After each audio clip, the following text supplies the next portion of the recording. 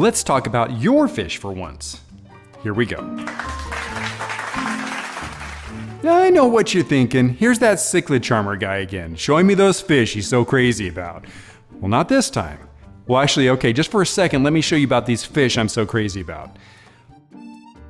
Oh, look at these guys. So beautiful. All right, back to it. So the reason I'm here is because I'm showcasing one of my viewers' tanks, Ryan from Squatch's Cichlids, who has some amazing fish. But stick around to the end of the video and I'll show you how to get your tank on one of my videos in the future. All right, without further ado, let's get into it. What you're seeing here is a 180-gallon glass tank with the dimensions of 6 feet long by 2 feet high by 2 feet wide. With crystal clear water, I might add. Ryan makes sure his water is crystal clear by utilizing 3 FX6 filters stocked with the basics plus some Biomax and Purigen. I've never seen any improvement in my tank when adding Purigen, so I don't use it, but you can't argue with the results that Ryan's getting here. Definitely doing something right. I mean, the psychopaths in his tank are just glowing. Well, I suppose they're not all psychopaths, since this is a very mixed tank, not just African cichlids. And not only is the water absolutely crystal, but the fish are gorgeous. And that's due to several reasons. Ryan gets his fish from a breeder he swears by, Ron's Cichlids. Good genetics are the best way to get your fish to color up and live long, healthy lives. And I already mentioned the great filtration setup, but he feeds his fish, from what I've been reading, the best cichlid food you can buy, Cichlid Chef. He mixes a bit of Color Max, Ultra Red, and Ultra Mix. They apparently love it by what we're seeing here. Look at him go at it.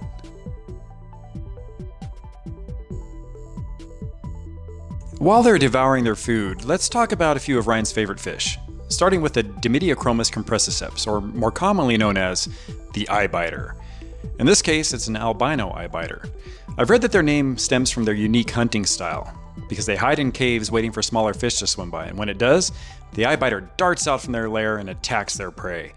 Now, I don't know if they're aiming for the eyes or if that's just the first part of their prey that sneaks into view of this predator hap, but that's what it bites, and when it does, it cripples the unsuspecting fish, making it easier to devour. You're gonna die. Kinda creepy. Oh yeah, kinda. And while this one here is a beautiful specimen, I still can't help feel a bit uneasy about his appearance.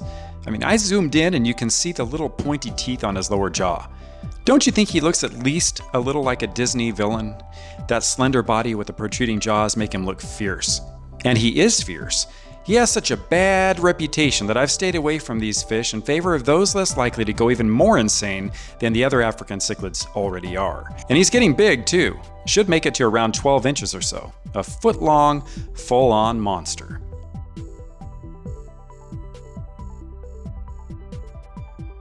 This next one is the Dimidiochromis strigatus, or Sunsethap, a close relative to the eyebiter. He's very similar in appearance, but maybe a little less killer-y. That's not even a word. And Ryan's guy is much more beautiful than the one I used to have. He died because of a bonehead move I made while he was in quarantine. Don't! And by the way, don't you make a bonehead move and let this opportunity pass to like and subscribe to my humble channel. There might even be a reward in heaven for you if you do. I mean, it is possible. Anyway, Ryan has confessed that both his eyebiter and strigatus are major buttheads, complete high-end psychopaths. One of the most catching things about this fish is that brilliant red anal fin. Looking nice.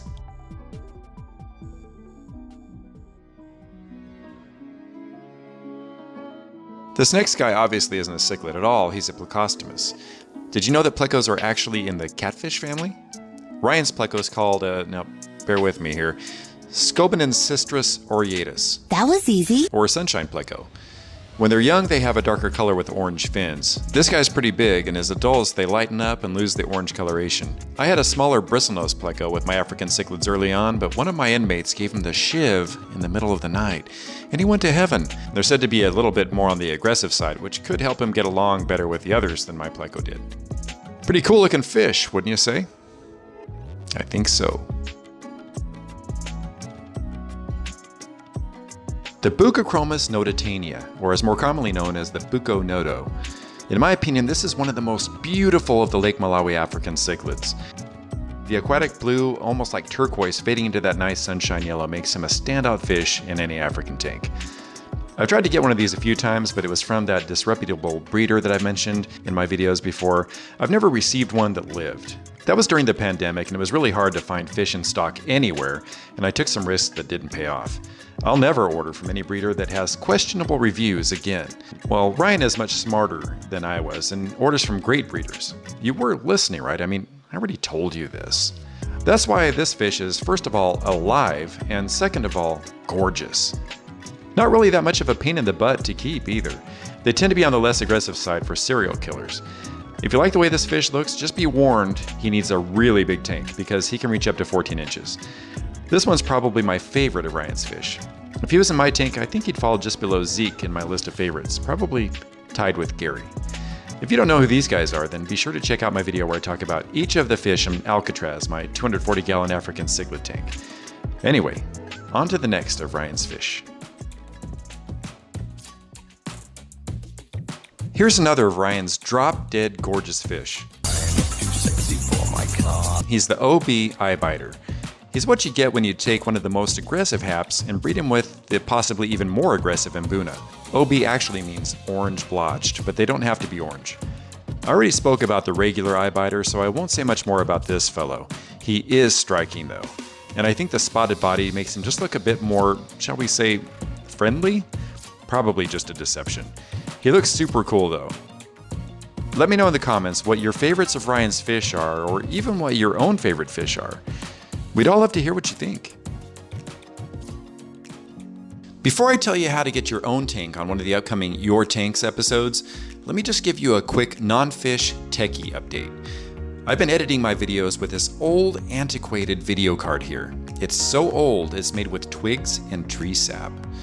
I just added some more RAM to my PC, which should help, but more importantly, I installed this much more powerful video card.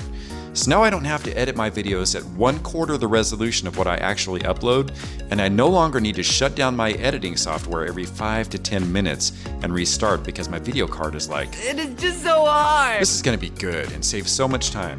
I'm pretty excited about this, so even though you're probably not really interested, I still had to share it with you. There you have it, some beautiful fish from Ryan, my friend at Squatch Cichlids. In the future, I'll be trying to do about 3 different viewers' tanks per episode. If you want one of those tanks to be yours, then just make sure that you have a cichlid tank. It doesn't have to be African cichlid, so any kind at all. And also make sure you're subscribed. So click that button, you know what I'm saying? Then drop me an email with a photo of your tank to cichlidcharmer@gmail.com. It's not my regular email address, so also just leave a comment here that says that you sent me an email so I'll know to look. As always, thanks for watching, and I'll catch you next time.